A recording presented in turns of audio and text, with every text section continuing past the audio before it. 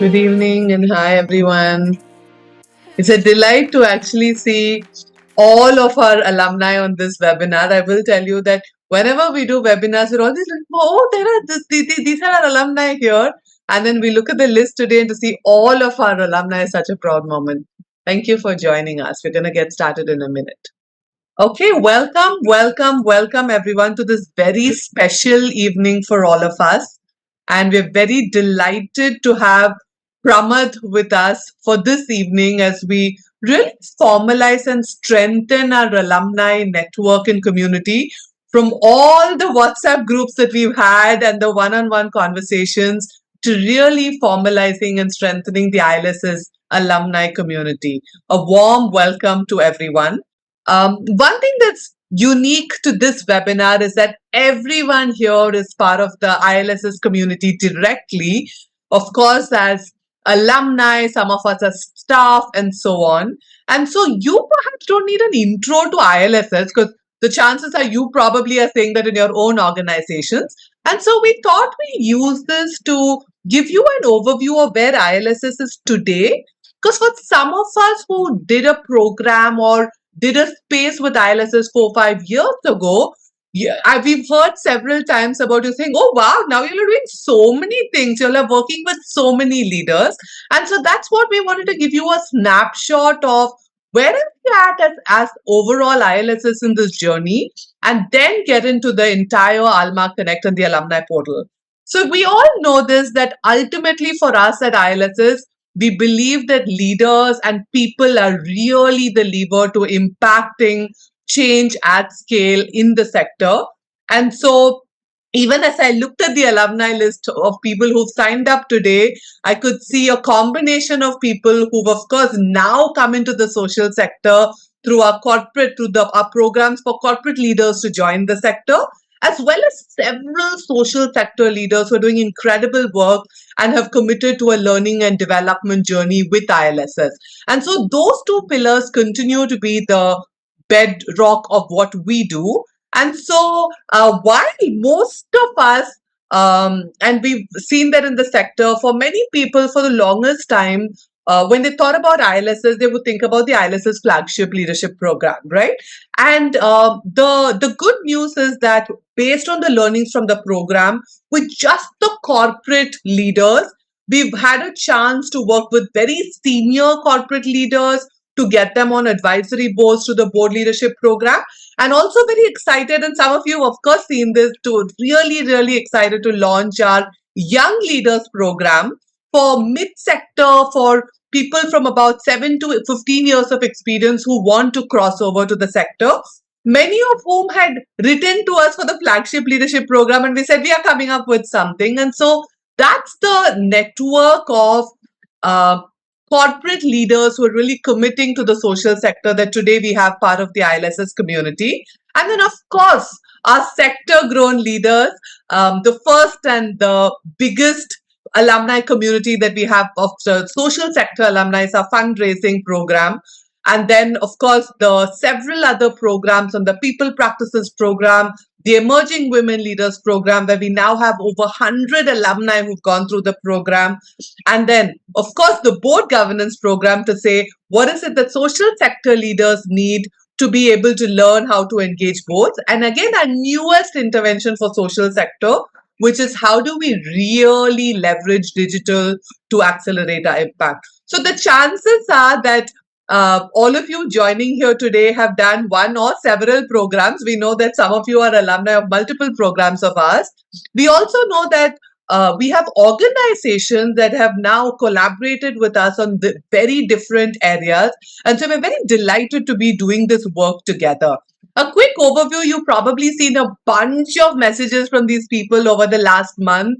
A huge shout out and gratitude to Ritu and Simran, along with Farhan, Sauradeep, who've really put this together to say, we need to get alumni on this platform so that to begin with, we can start seeing all of our alumni on that one platform and then really begin the collaboration.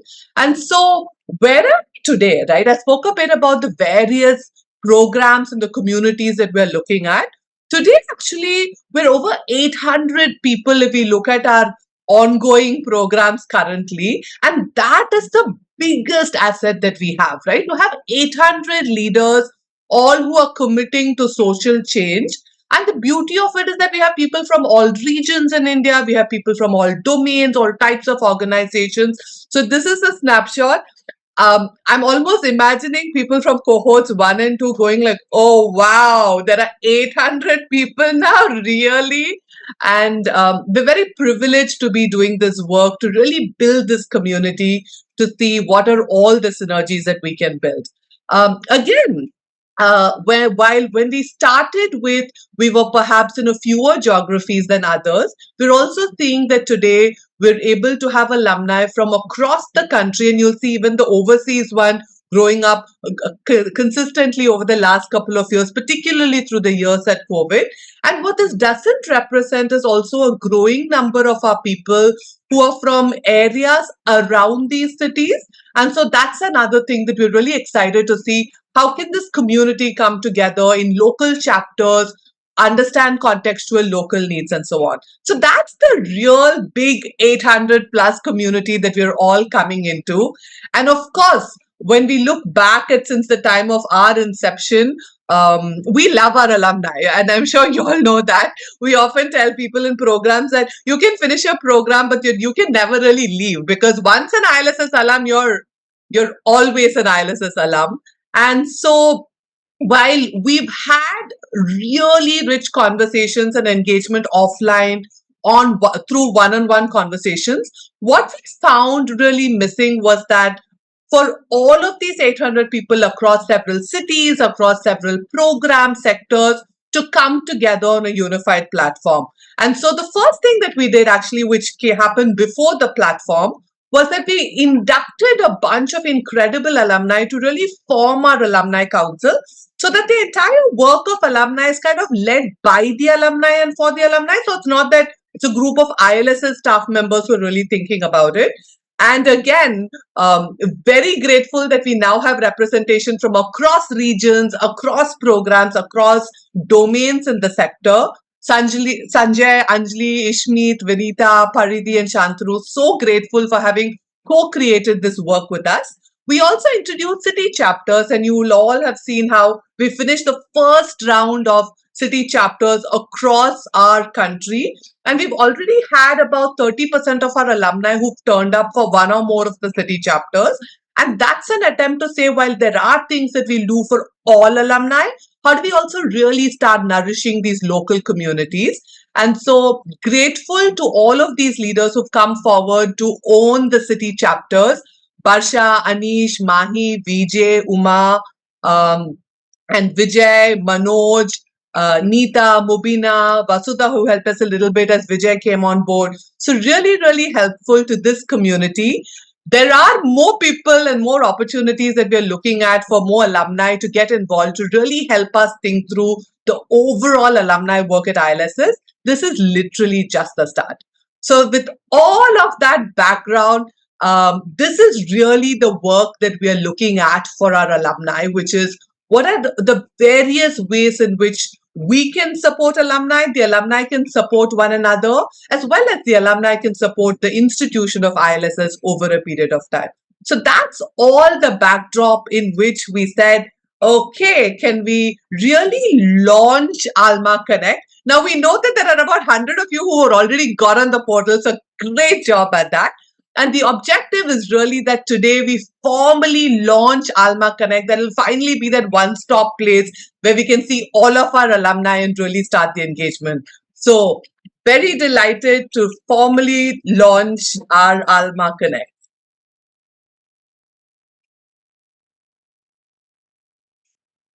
And that's the portal for you.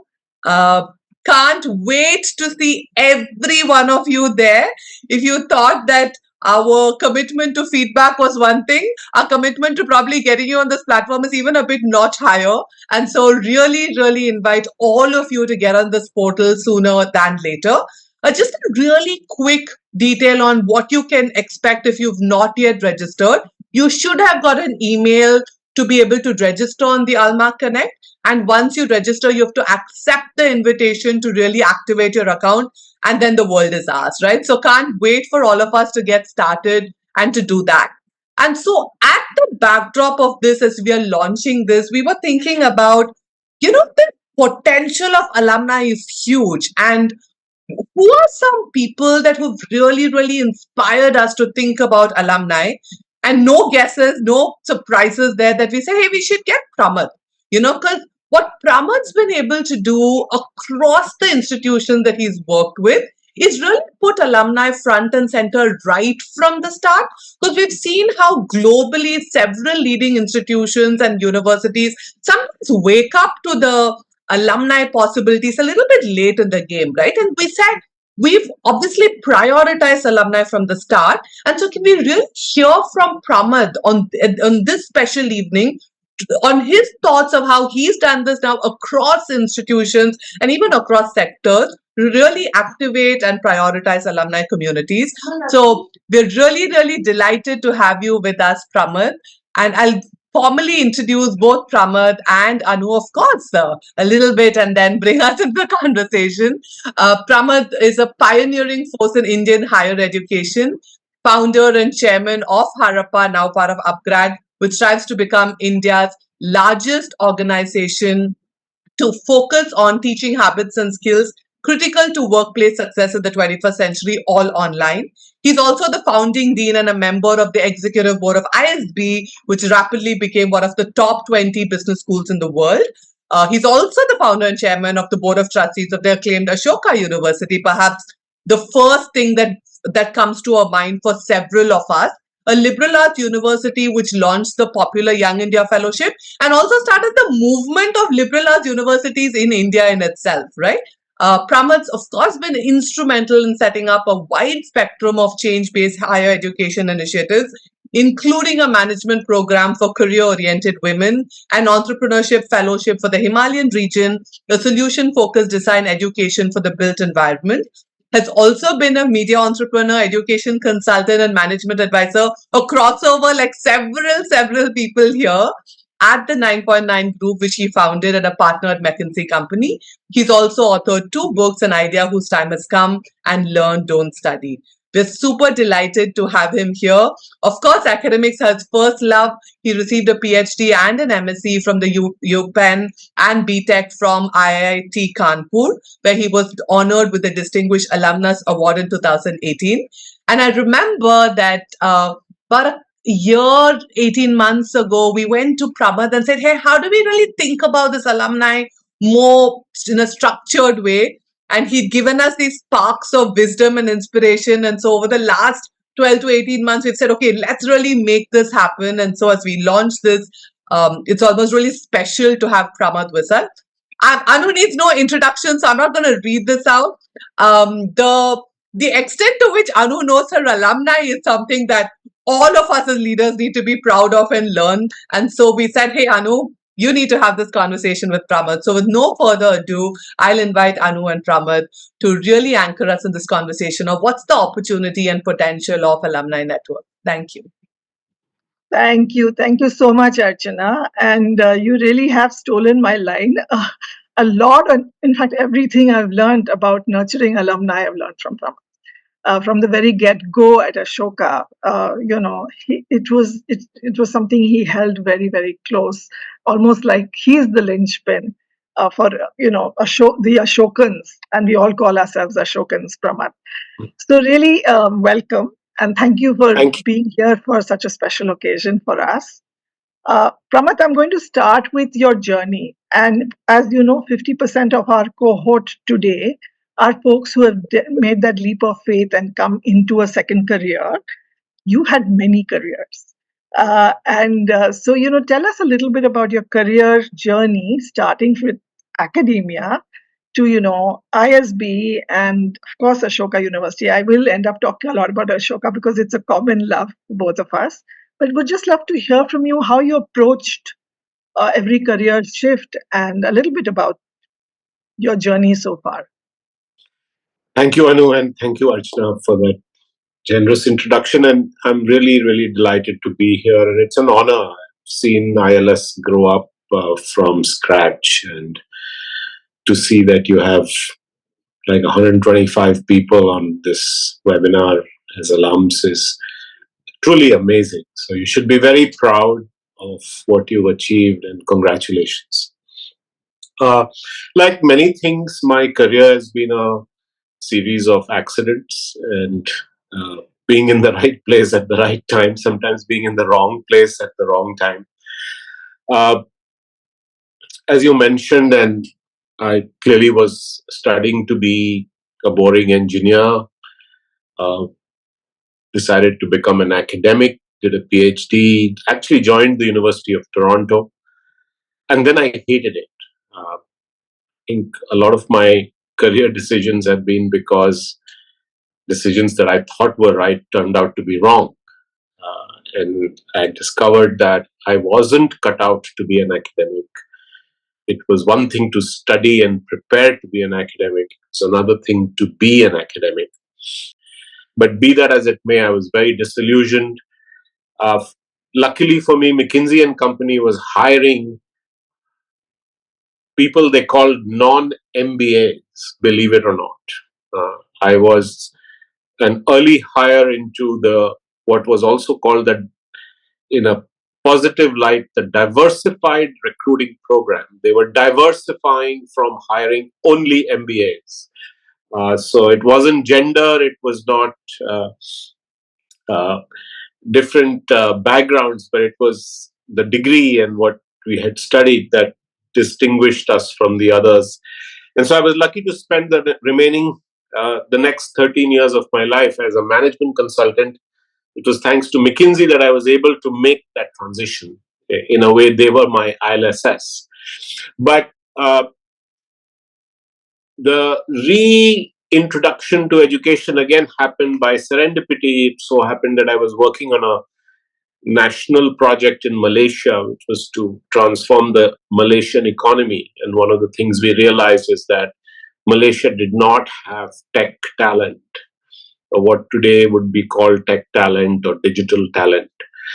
And so the very simple common sense thinking was, let's build a university that will train people in digital skills. In those days, the word digital was even not so well known. It was the word multimedia that was the flavor of the month at that time. And so we created what is still there in Malaysia, though they've dropped multimedia and converted it to an acronym, MMU, but we created what was called Multimedia University. And when this idea of the university came up, people said, oh, here's an academic, as if academics know how to build a university. But that's how sometimes simple-minded uh, decisions lead to a whole new career. So I started to build this university and made all my mistakes in Malaysia, actually. So Multimedia University, or MMU, still is there. It has 8,000 students. But then during that time, I ran into Rajat Gupta, who was the global head of McKinsey at that time. Some of you may know the name. Uh, he was looking to build the Indian School of Business in India. And when he heard that I was working on setting up an institution, it was like, wow, what a coincidence. I want to set up an institution, and why don't you come and work on it? Uh, I thought I was in the wrong place at the wrong time, because here was my boss's boss's boss asking me to work with him on a project. I thought it would be a career limiting move to work and what if I made a mistake or didn't meet his expectations? So my first reaction was, no, I don't have an MBA. How can I do this? And he was said, of course, the more senior people get, the smarter they are at getting what they want. So he very quickly said, oh, because you don't have an MBA, you'll make a unique business school and do a much better job than an MBA would. So I had no way to say no, and I got involved in ISB. And then, as they say, the rest is history. I continued to be on my business career. Like many people who may have made the switch to the social sector or are still considering, I was scared to make the switch to education alone.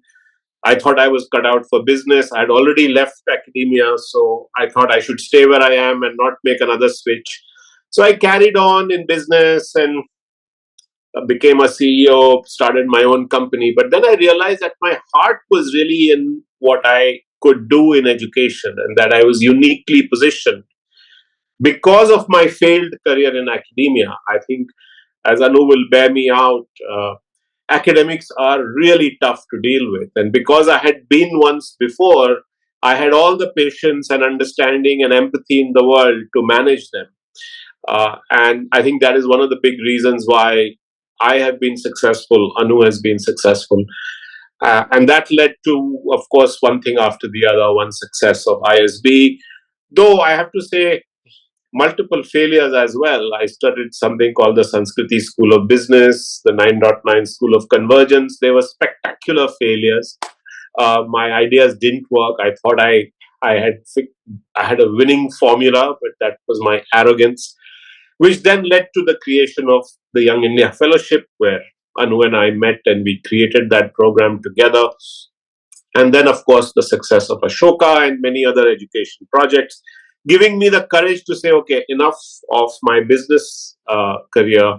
Let me just focus on higher ed. And that's what I've been doing for the last few years. It's been a fascinating journey and so much to learn from your journey. When you were first setting up ISB, what were some of the ways you went about learning? Because I remember when I was at YF with you, I spent a lot of time at ISB. Yeah. It was good to sort of see what they had done 14, 15 years before. So at ISB, what was those early sort of learning sort of experiences for you? Yeah.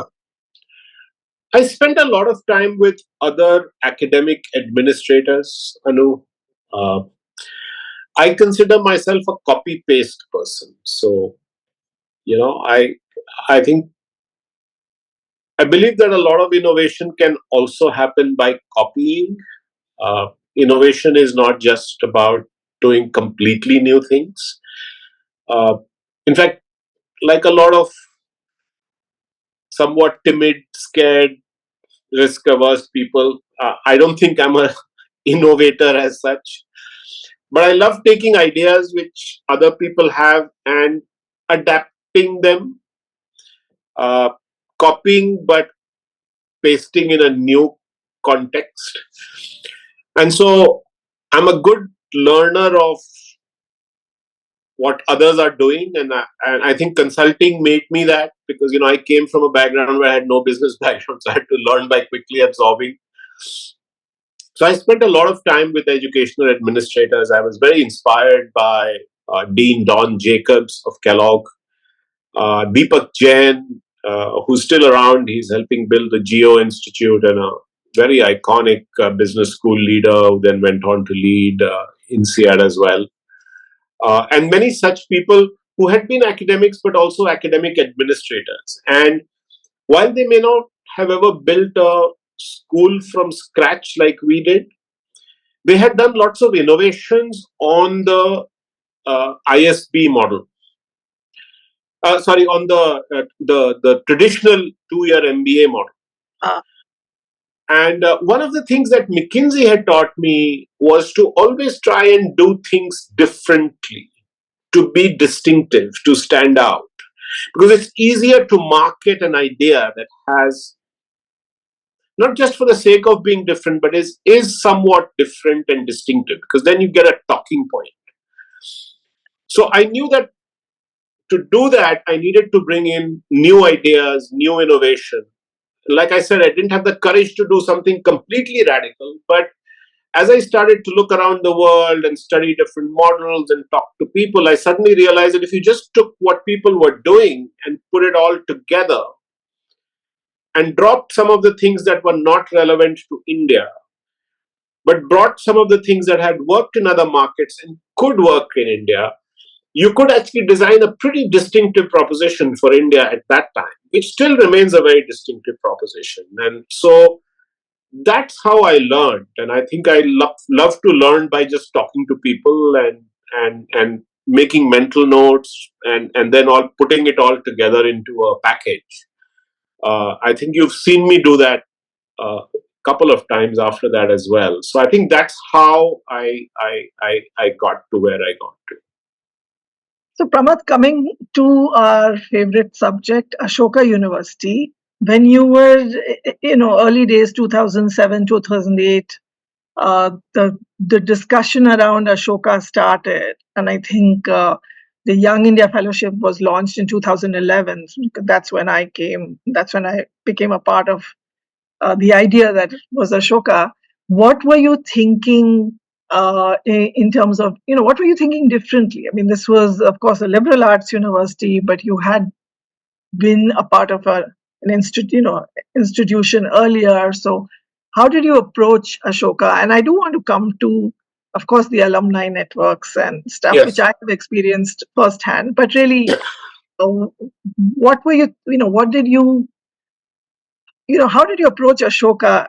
You know, basis your experience with ISB. So one of the things that most people don't know is that I had those two failures in the middle. I tried to set up a business school in Baroda, which I had to shut down. And I also started a journalism school in Delhi, which I had to shut down.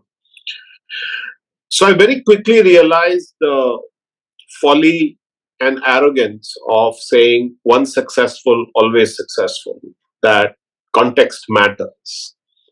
And copy pasting, like I said earlier, is not so simple either. So, copy pasting a business school in a second tier town in India with the same kind of aspiration didn't work.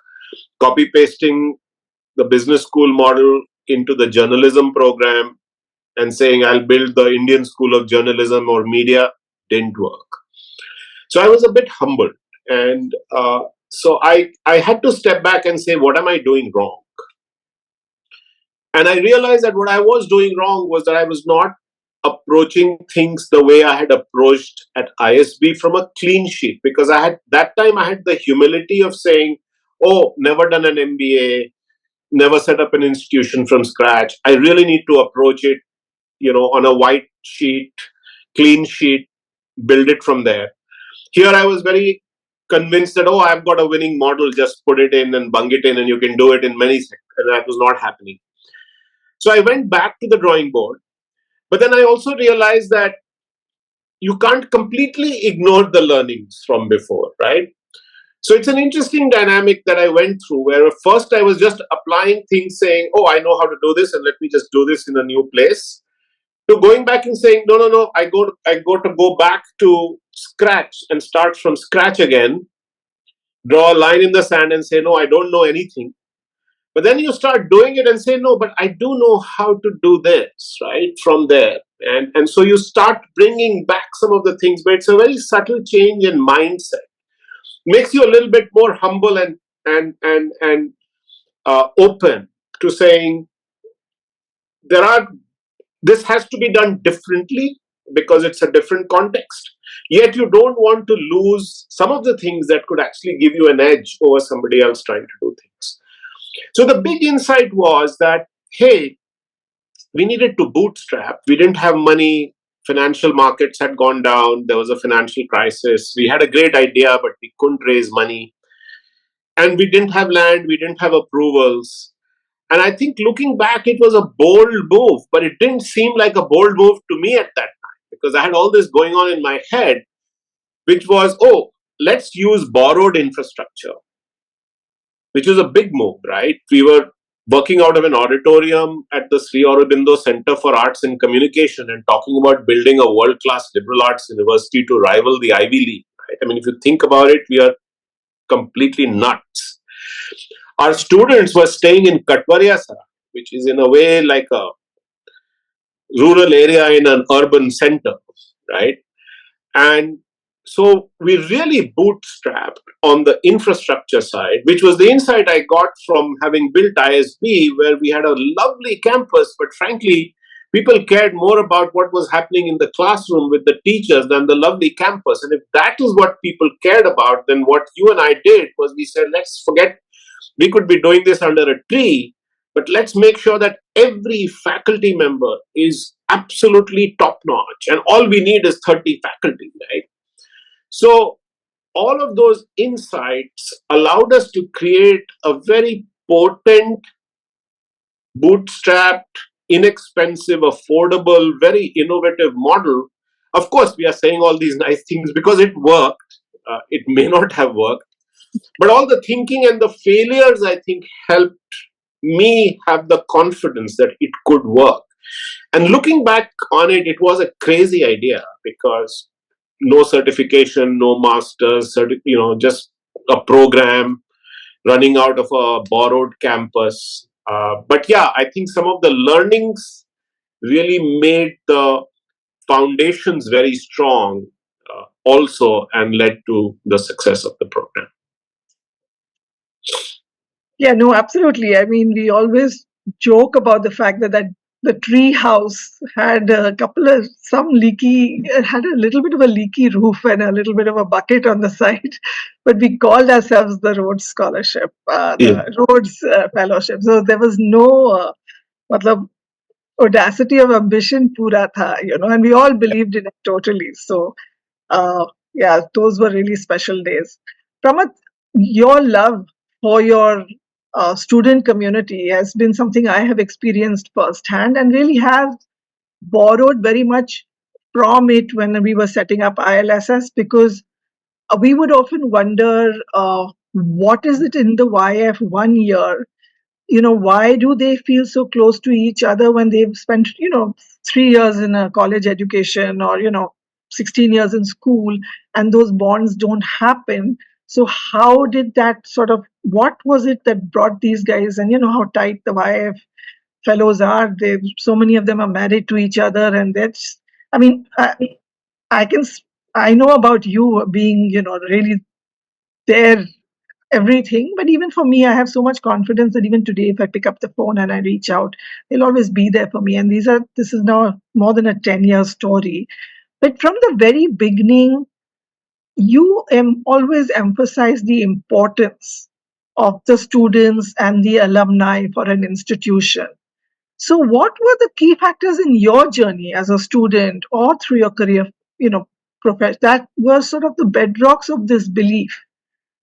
Because I have copy pasted from you, but you saw this, and today, and we can talk more about what this has become now. But from the very first moments when the YF kids came in, 57 of them, there was a certain vision you had for them and for the alumni. So what was your thinking?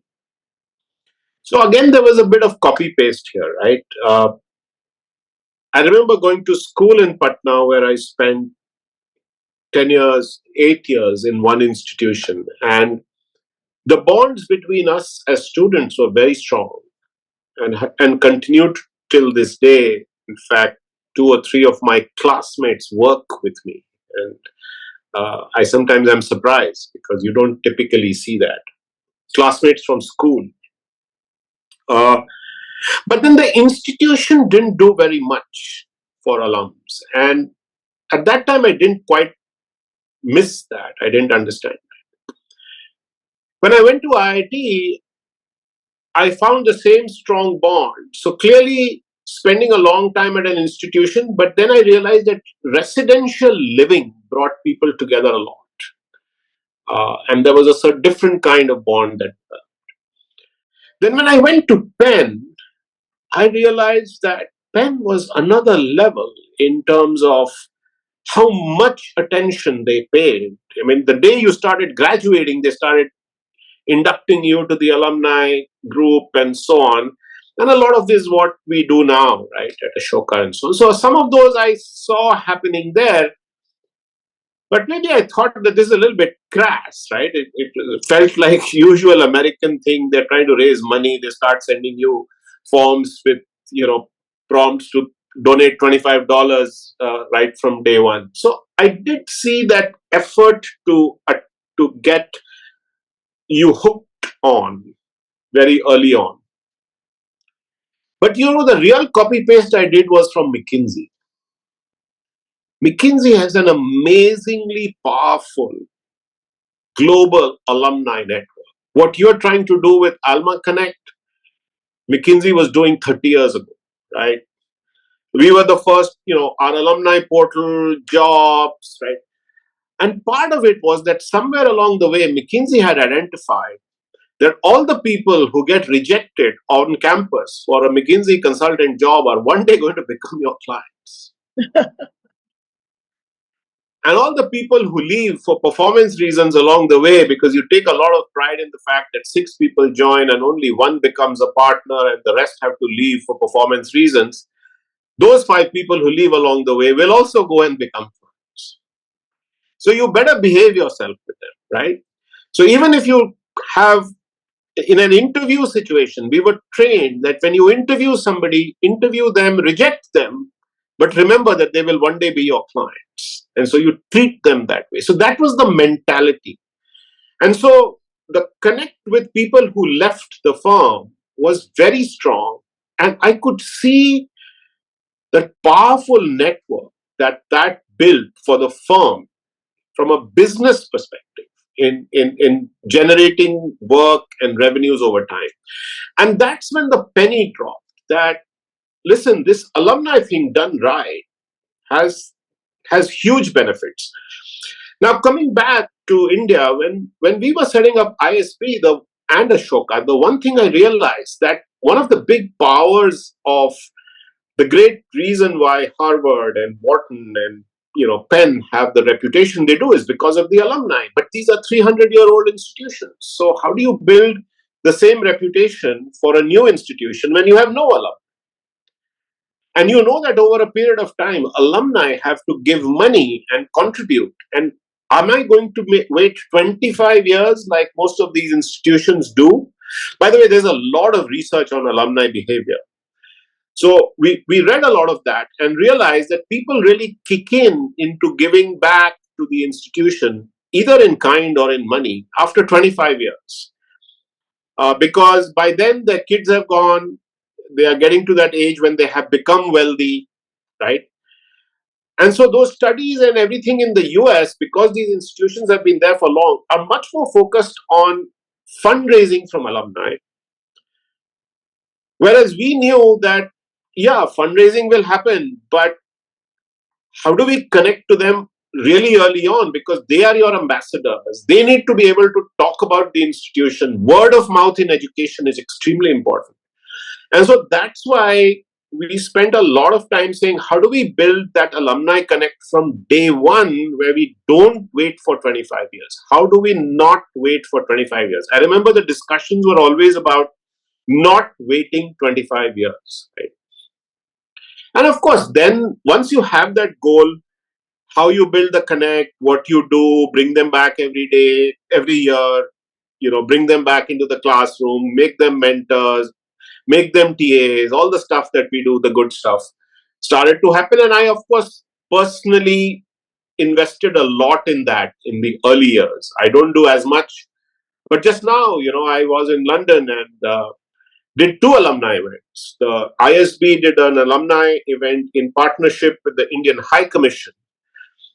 Now, because of that DNA, today the alumni office does these kinds of things. I don't think there's any Indian private institution that would partner with the Indian mission in London and have the Indian High Commissioner host an event for ISB alums in the famous India House, and 100 people showed up. But that's the kind of magic that happens if you actually focus on it. And of course, the alums felt great that they were being hosted by the High Commissioner for the people living in the UK. People came from Edinburgh and stuff like that to attend this event. Similarly, we did a YF and Ashoka event. And actually, so many people showed up that we were thrown out of the restaurant and had to, at the last minute, find another restaurant to meet. And so it is true that if you really focus on it, it's a very powerful force to take you forward. And so I do little things. I just, not to overstate the case, but to give you a little example, you see, Ashoka alumni are now graduating with PhDs. The scarce resource at Ashoka and all institutions is faculty. Now, these are our potential faculty. Now, imagine our own students coming back to Ashoka as faculty already. So last year, I created a WhatsApp group where everybody from Ashoka that we know is doing a PhD is on the WhatsApp group. And people said, why are we forming this group? I said, the only reason we are forming this group is we want to recruit you back at Ashoka. And if we can't recruit you, we want you to tell your friends that they can come and work here. We want to tell your advisors, your students. We want everybody to talk about that there are opportunities for you to come and work at Ashoka, because I know that recruiting faculty is the biggest challenge. So once you start focusing on it, I'm not saying I'm some great visionary or coming up with, these are all simple ideas, but because you're focusing on it, you're constantly finding ways to keep connecting, keep them hooked, and not letting them go from your network over time. Absolutely, Pramath. And I think you've been one of the linchpins, I would think, for Ashoka University, just because you're such a, everyone, it's like a magnet. Because I know I know, by the way, this is privileged information, but I know that Pramath celebrated a milestone birthday recently, and when I was seeing the pictures, I could see a lot of alumni students in the restaurant there. And I was like, oh wow, all these And kids their children. and And their their children. children. That's fantastic. Reminding me of my age. Yeah. Sorry. So no, so this is so Pramath, when for you, what alumni associations, as you sort of pointed out in India, haven't been very successful. I never went back to my school. Nobody called me. I never went back. Some are like the Doon School and stuff. Ashoka is of course an exemplar, and there is this focus. But can you share a few stories, because this is alumni that we are forming for ILSS. Many may have not been parts of alumni. Like I wasn't. I think my first alumni, I will be very candid, was Ashoka University. I feel like an alumni of Ashoka University just because I was part of the classrooms, and I just feel a sense of bond with that institution. Uh, what are some of ways in which alumni have been coming back? Share a little bit of some of those very powerful stories for our audience who may not have completely converted to the fact that being alumni can be rewarding, being a part of something. So could you share, Uh, it's one thing for the institution, but it's also for the students and the yeah. well-wishers. So I think the fact is that some of the more common examples of doing get-togethers and getting people together, I'm sure people know about and have experience. But let me give you some ideas of how this can create a domino effect. So there's this woman called Sakshi Ghai, who graduated from the Young India Fellowship in 2015. She came and worked with me, and that was fine. But then after she finished working with me, she was looking to apply abroad, and I had started working on behavioral decision sciences and decision making. And so we set up a center at Ashoka, and I had met this Penn professor who is actually was starting a new program. So I encouraged Sakshi to apply to this program, and she got in. She was reluctant to go, but I pushed her a little bit. I said, "It's okay. I know this person. It's a good program. Try it out." So she went there, and the reason I talk about this is that since then, every year, one or two or three or four people have been now going into that program. Right? She went to that program. She did really well. She became a poster child for that program because they put her on the brochure, on the website. When people would ask me at Ashoka, hey, what I want to do this, I want to do that, I would say, hey, why don't you consider this program? And they'd say, okay, how do I find out more? I talk to Sakshi. And so one thing leads to the other. And I know that every year, and now we have become a real feeder into that program. And it's not just about the program. I think people have done well because it's an innovative program. And that one person being connected back to the university and alums being able to talk to them. Now, because this happened, I'm always very conscious of finding such unique opportunities. So you may not know her, but Chakshu Chabra was in the undergraduate batch, or the first undergraduate batch. She just got into the Lilly School of Philanthropy. Now, I had heard about the Lilly School of Philanthropy, but it was somewhere at the back of my mind. But now that we have somebody working at the Lilly School of Philanthropy, suddenly I've immediately started to connect people to say, hey, there's somebody there, you want to study philanthropy, go there, there's a center of philanthropy. Now, you may say that, so is Pramath just doing this? Or, yeah, I think I'm doing a lot of it, but even doing a little bit of it has huge mushrooming Work like domino a effect. Yeah, it a virtuous cycle.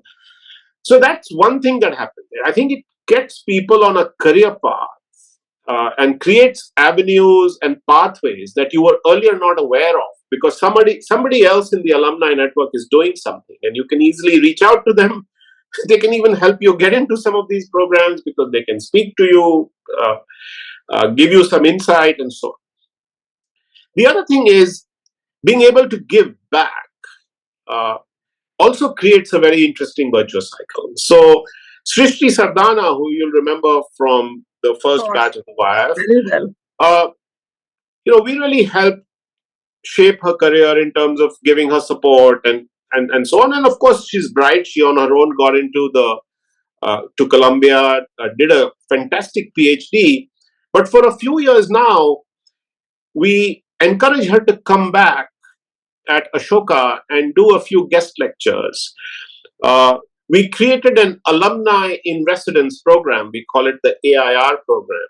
And we pick some select alums and bring them back into the classroom to expose the current students to, future forms of themselves, role models, as it were, that they could follow.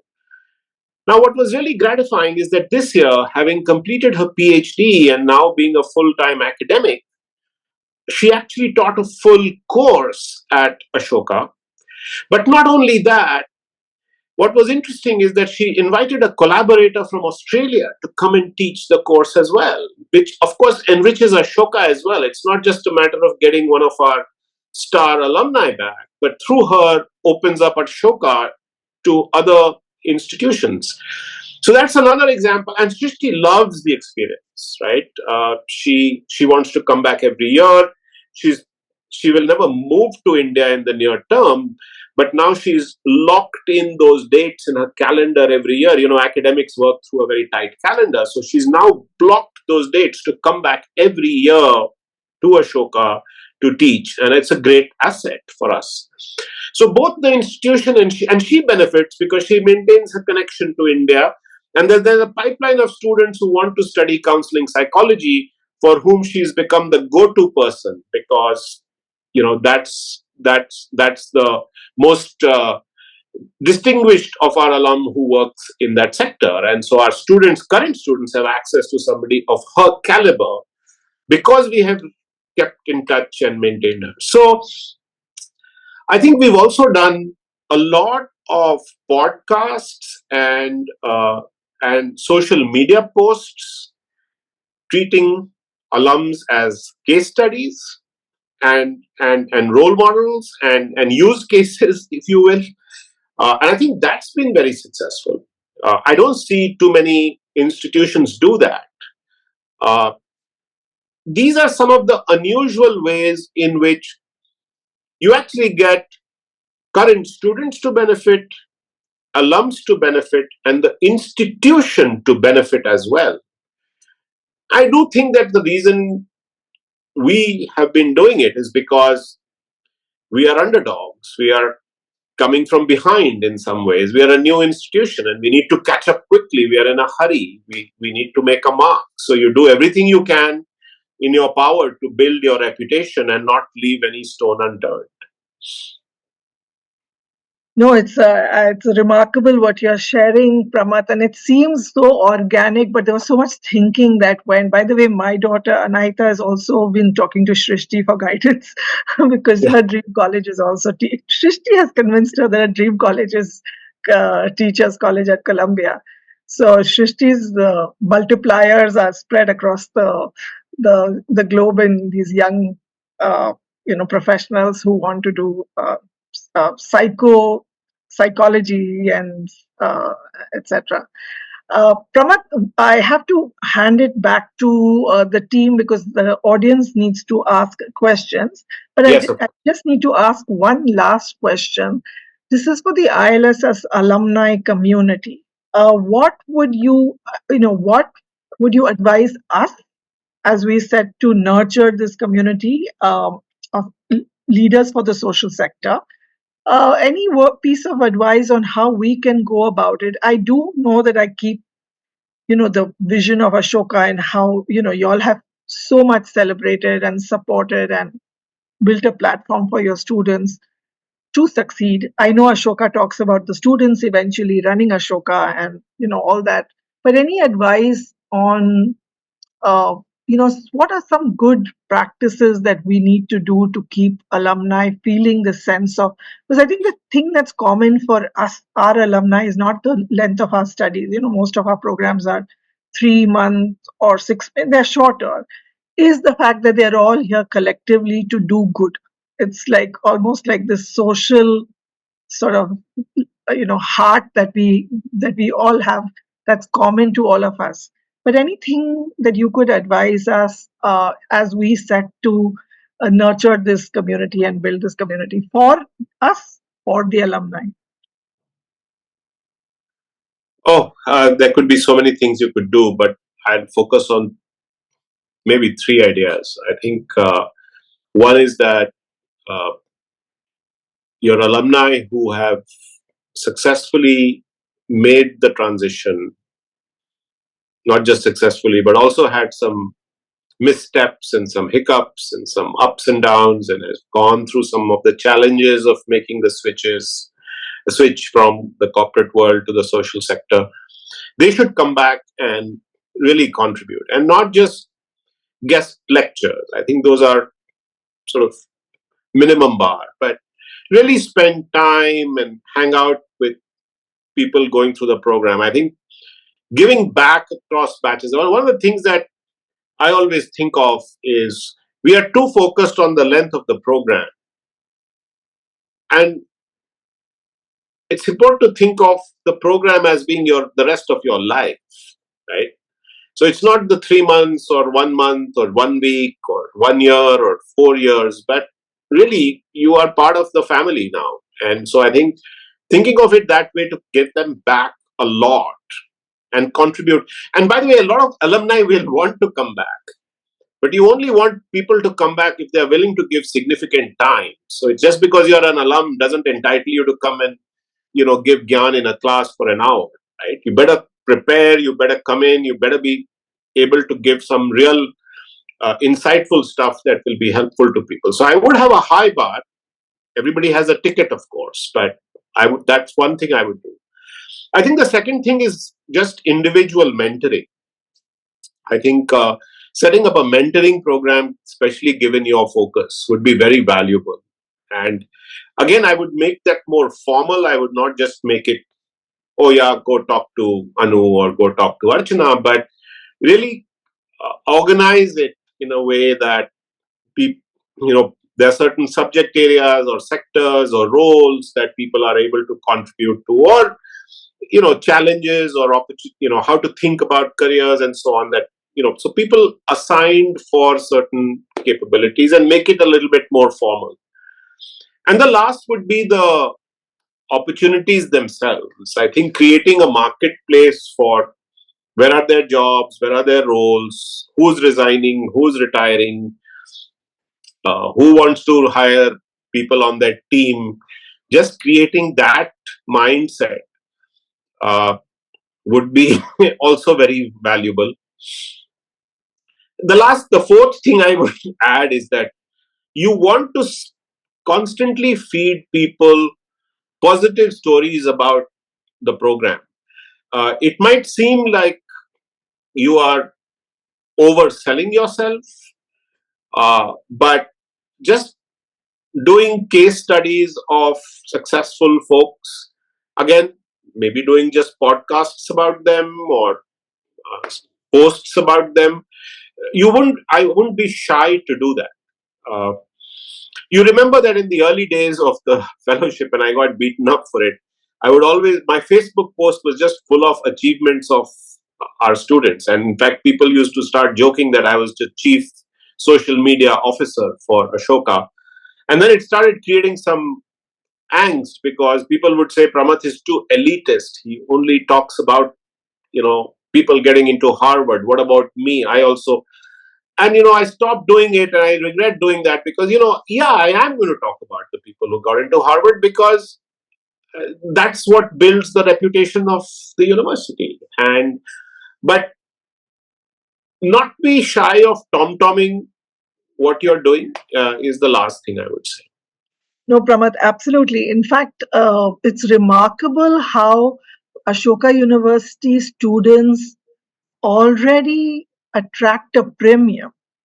It's a university where the students are now coming into leadership roles in the world, right? I mean, they are in their mm, the oldest of them would be in their late 30s, but there is a premium to Ashoka University students that other like institutions like IITs and IIMs have taken decades to sort of build that.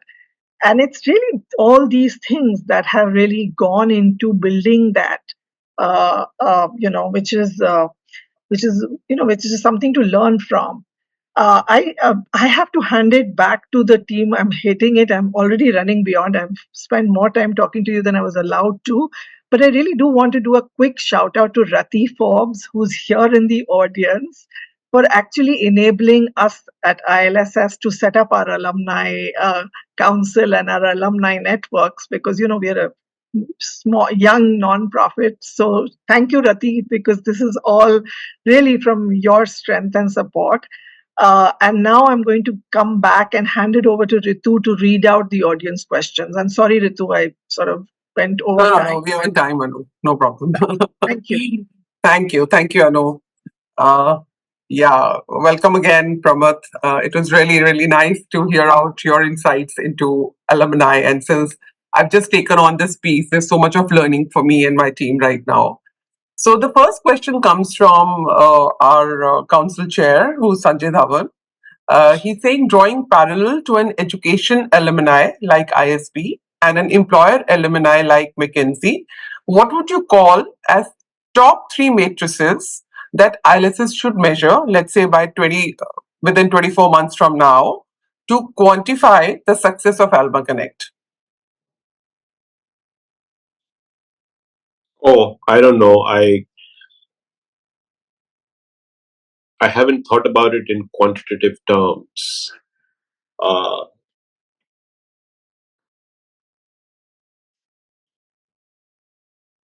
I think one simple thing I often find that maybe it's low bar, but just having current information on 100% of your alums,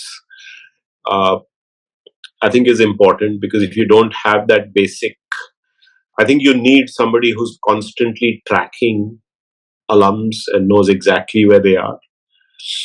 Doing this later will be very difficult. So the sooner you start doing that. So just making sure that the databases are as current as possible. People won't update them and they'll be lazy and won't care. So that's number one. And maybe it's just a basic hygiene thing, but I think it's an important KRA. I think the second would be if there was some way to see how many or what percentage of those in your database are contributing in some way, either participating in a class or doing mentoring or offering a position or giving time. Have you got some measure of engagement that we do on social media? I don't know what might be the ways to measure engagement here, but I think you can track people by activity and so on. So I think engagement and contribution back would be another thing that I would look at.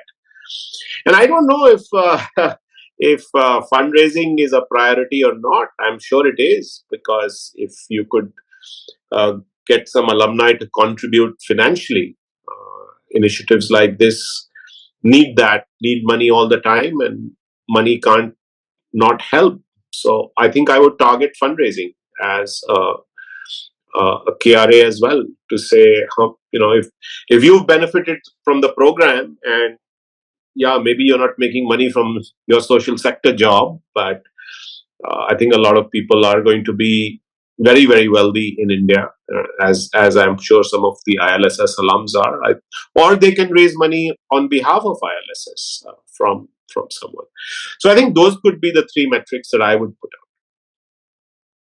out. Thank you, Pramath. This is very well aligned with what we are looking at as alumni engagement. So we have divided it across three buckets where we say there's alumni learning, engagement, and giving. And giving does encompass not only in terms of being involved in various opportunities, but also giving back monetarily. So that's don't be shy about making the monetary piece explicit. Is what I would advise. Don't obfuscate it in the giving, saying, "Oh, it's too awkward to say, give me money." There's nothing awkward about asking for money. You're not asking for yourself. You're doing it for a cause. You're building an institution for the country and the world. You should be shameless about asking people. Anyway, that's just gratuitous advice. I'm sorry, I didn't. I think this is really noted because most of us do underplay it a little as compared to other giving models. Yeah. Thank you so much for bringing this in. The next question comes from Meghna Jaishankar. She's also, of course, our alum because all the alumni are here today. She's also a McKinsey alum, I must add. So, yeah, Pramath, I think you know her. yeah, so did Sanjay mention about himself. So, how have you managed to encourage alumni to stay engaged and enthused to mentor, support each other? Here she's probably also thinking about the McKinsey alumni.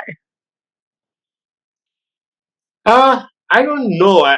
I just think that I don't know if we have done anything explicitly, but at least to seed it and catalyze it,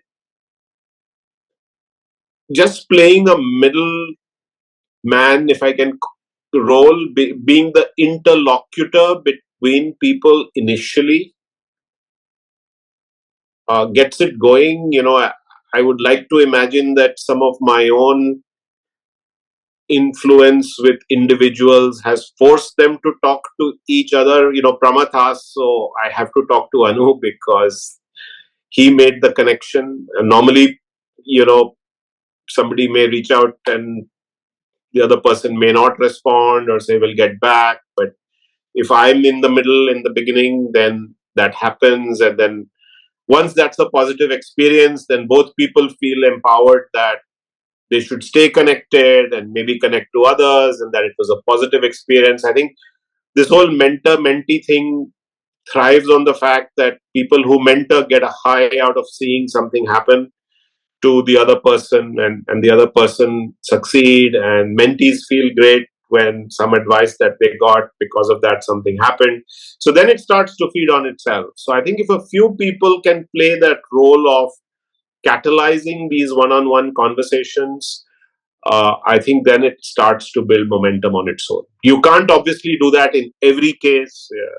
The numbers will grow over time. But if you can continue to do whatever you can do, again, the butterfly effect of that is can be big. Thank you. So what I understand is the connection is the key to it, like someone really being the catalyst to hold the mentors and the mentees.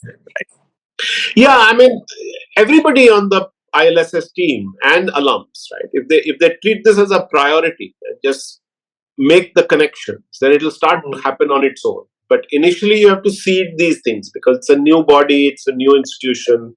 Yeah. But if that then becomes infused in the DNA of the alumni group, then you don't have to do it each time. Or you do, but it still has a huge domino effect, positive effect. Sure. Thank you. In fact, we do have a mentor tab, and people have already started registering to be as mentors. But I'm sure once people start getting active on the portal, they'll start looking for mentors for themselves. Yeah, I think I would just again encourage you to not leave it to these technology tools themselves, because we've got portals, and I know you're using Alma somewhere. Alma Connect. Yeah, I mean, I think all of these, artificial intelligence is great, but in these things, human intelligence and human connect makes a big difference. So yeah, having the mindset to say, if I see a connect, I'll make it happen. On the team, on the ILSS team itself will then have a knock on. Yeah. Thanks. Thank you. So the next question comes from Jagdish Acharya. He's asking, Mr. Sinha, thank you very much for your inspiring comments. How does alumni helping make curriculum more industry relevant and evolving? How do alumni do that? Yeah. How does alumni helping making curriculum more industry relevant and evolving? No, I think constantly give people ideas. I mean, shoot an email out to Anu or whoever else on the team and say, listen, I think we need a program like this. We need a module like that. I think I can do 2 lectures about this topic. I just met Ritu. She could do something here, which I think would be very helpful. I think, again, just having the mindset that you care enough of the program for it to progress, keep evolving, introduce new things. You keep giving ideas. ILSS may not be able to execute all 10 of your ideas, but even if they do 2, that then you've given back. I don't know if most organizations don't have a systematic way of reviewing industry needs and rechanging your curriculum. I mean, that sounds like it should be there, but I don't know if you do it, or I don't know of any organization that does that. So people do curriculum reviews and program initiation in their own time when they are ready. There's hundreds of considerations. So you can't influence that all the time. But if you keep giving ideas, then some ideas can be implemented right away and fit right in. If you keep leaving the ideas there, then the right time they get picked up. And I have at least, look, I was talking about the alumni in residence program. It's not like we were not calling alumni, but somebody internally picked up that and said, hey, let's make it a branded program. And so that idea kept evolving. So I think educational institutions, programs like this are idea factories in some way. And I think you have to just keep feeding the factory with ideas. Some of them will catch on now, some of them will catch on later. Some of them you'll get frustrated that I've been telling Anu Prasad to do this, but she doesn't listen to me. And that will happen too. Yeah, thank you, Pramath. So I really like the word idea factory. So it's something I think whatever comes in will get churned and something will come out of it and something more meaningful will come out of it is what I am looking at it. I could almost envision a factory, churning out information and products and services. So thanks for using that terminology. It's noted in my head today. So another question which comes from Shailaja Singh is there any plans or possibility to see ISB Bharti and ILSS coming together with a program? So this is more of a question for, I think, all of us. But since she had mentioned it here, but I'll just bring this up. No, of course. I mean, I think ISB Bharti, I think she means the Public Policy Institute. And of course, ILSS should be looking to partner with institutions that could be complementary. Bharti is a good idea if public policy is an area of interest. Equally, we are just launching a Isaac Institute of Public Center of Public Policy at Ashoka.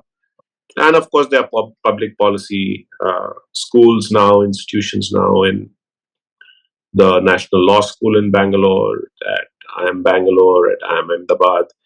So yeah, you should be looking to do partnerships. Partnerships in general is always a good idea. And Anu will tell you that we benefited a lot from partnerships at Ashoka and at ISB, of course, as well. Thank you. Thank you, Prabhu. The next question comes from Priya Shirali. Do you think having some kind of an upskill session for different programs will strengthen Alumni Connect? Can we keep bringing them back to because learning never ends, and then especially So I think I absolutely think so. I completely agree. And in fact, I kind of alluded to it when I said that we are too fixated on the program that people attend and the duration of that program. But if you actually start thinking genuinely about lifelong learning, then of course people should come back and need to be learning all the time. It's also that you don't only create programs for people to come back, but you also create programs for people at different stages in their career. And educational institutions are so caught up, like ILSS started with basically people converting from corporate to social, right? So that gets embedded in the DNA. And so you always do things which are for people doing new things, but it's tough to develop a mindset. Business schools do a good job of that, but they also don't do a good enough job of getting their existing alumni back. So I do think that there's no good examples of that, but I do think that it's important, especially with online possibilities and hybrid possibilities, to truly build something that is lifelong learning. I don't I haven't seen good examples, like I said, but I believe there's tremendous potential, and I believe that is going to happen, and you could take a lead in doing that.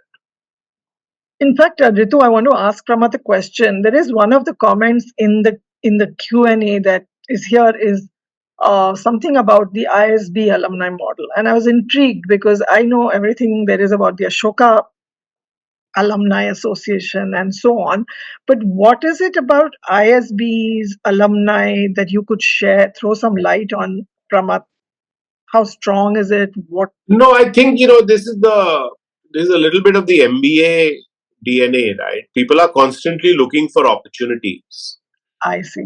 So, and they're very career focused, and now very entrepreneurial, right? Lots of startups and so on. So, I think that bond between ISB alums in terms of career, jobs, ambition, drive, making money, going international, all that is very strong. And so a whole ecosystem has developed. So the ISB guys recently just formed a venture capital fund, for example, to fund only ISB startups. Wow. I got acquired by an ISB alum, by the way. So Upgrad was founded by an ISB alum. Oh, wow. Okay. I didn't know that. And so Harappa is now part of Upgrad. And so I joked about, and by the way, the bankers who made the deal happen were ISB alums. Interesting.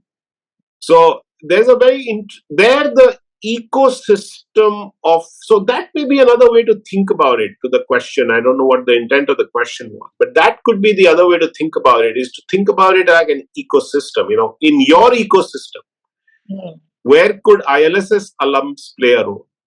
Yeah. So there you have a venture capital fund, you have a family, you have somebody who's actually doing more a hedge fund kind of thing, but lots of ISB people are participating in it.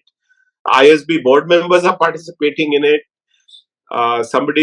Startups are recruiting lots of ISB alums, and startups are meeting constantly with counterparts because they are just ISB alums to exchange ideas. So they are using that comfort with each other to really build a very strong ecosystem. And that I hadn't thought of till just now. But as I talk about it, I think that's one of the powerful things about that.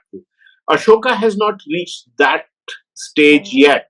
And it's because of being a liberal arts university and so on, it doesn't have that strong common DNA. By the way, ISB just has one program, which is, principally one program. So it's a little bit like the YF alumni network, right? Yeah. That alumni network is much stronger than the larger Ashoka alumni network. Yeah, that's true. So I think in your case too, while you have multiple programs, you could exploit the fact that ILSS is relatively small to think through what are the key levers in your ecosystem. Yeah. And where should you create clusters of alums that can take the whole ecosystem forward. Back to you, Ritu. I know there's an interesting question from Kejal I can see. Yeah. Yeah, I wanted to bring that only because this is quite relative to what Pramath just mentioned. Kejal, question is, how do you make alumni feel valued with their contribution and not just a freely available resource that's being used? I hope this is not intended to the ILSS team that's very freely No, I think, using their alumni resources. Yes, sorry. how do you make them feel? I don't know. I think as long as their suggestions, their ideas, their time is being mostly used productively, that's the best you can do. And if you're not using their time or if you're not using their ideas, then you at least let them know why. I think it usually the feeling of being taken for a ride happens because you keep giving your ideas, your inputs, you keep contributing time, and people don't connect back to you. People take you for granted. So as long as the team that is looking after alumni relations, the people on the team don't take you for granted and said, oh, Sejal is again being a pain. She keeps calling and she always has some complaint, right? As long as you treat every alumni that, they have the right intent, unless there are some troublemakers, like I said, uh, even there you engage and you try to diffuse that, right? So I think keeping them engaged, not just making sure that you're communicating and not taking people for granted is important. I agree. Sometimes I've also seen that, people will say, oh, I was contacted and I came and they never asked me back. There may be good reason that they didn't ask you back because you did a shoddy job in the class, but somebody should have called that person and said, listen, it didn't go well and we think that we'll have to reconsider how we engage with you. So I think just making sure that you treat them like part of the family and be engaged and give them feedback. I think that's what an alumni really want. I don't think anybody is so egotistical that say, oh, my ideas were never implemented and nobody listens to me. As long as people are engaged and this give you reasons why something was not done or your thing was not given attention, I think people will be fine. Pramath, I also think it's the intent. I feel like if alumni understand that there is an intent from the institution to bring us together to sort of celebrate both the institution but also the alumni, that somehow that comes through. If it's too transactional, people are, nobody's a fool. Yeah. They can see. No, of course. that. And that So intent has to be backed by communication and action, yes, right? absolutely. Yeah, by communication and action, absolutely. Action speaks louder than words. So I think the fact that one can continuously try and help our alumni in whatever ways we can possibly, that needs to shine through. And yeah. Yeah, there's also been, a point where a lot of discussions has happened even in the council about, what is it that people feel recognized with when they're contributing. So that's another point, I think, because but we are short on time, so I'm not sure whether we can take this. I would, but but no, I think the one thing to watch out for is that when you have an internal alumni office, the fault line actually starts there. And I'm not suggesting that there's a problem here because the alumni council sees themselves as a powerful body and they feel like they need to be constantly heard, that everything they say has to be heard. And there's also somebody in charge of the alumni office at ILSS who has to do a bunch of stuff too. And they want to show how great they are, right? And that they are meeting their commitments and responsibilities.